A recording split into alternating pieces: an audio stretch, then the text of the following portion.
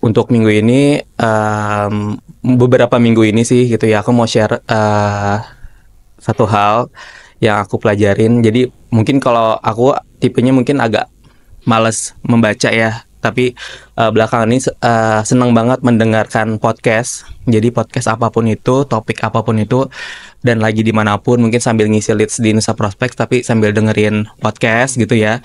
Karena banyak hal atau banyak pun learningnya gitu yang kita dapat dari obrolan dari podcast tersebut. Mungkin ada satu podcast yang cukup ini banget ke aku ya,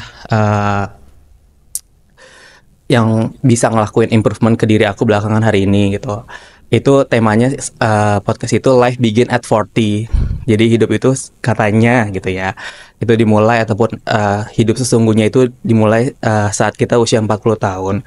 Karena di mungkin most of the dari kalian sini masih under 40 gitu kan ya. Eh, sebelum memasuki 40 tahun, memasuki 40 tahun itu katanya sih kita itu menuai apa yang kita tanam di usia 20 sampai 30 tahun itu. Karena apa?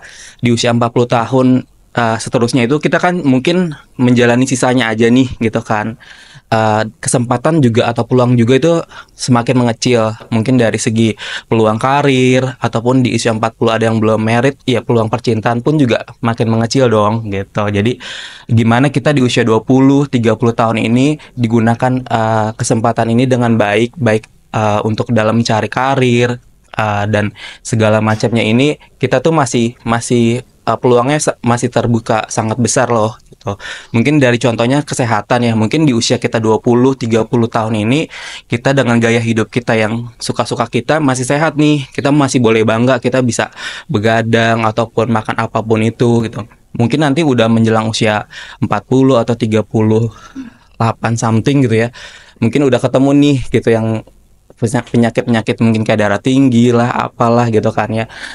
Ini mungkin jadi pengingat buat aku pribadi, mungkin buat teman-teman juga lebih fokus concern ke kesehatan ya, gimana menjalani gaya hidup, konsumsi apa makanan dan segala macamnya.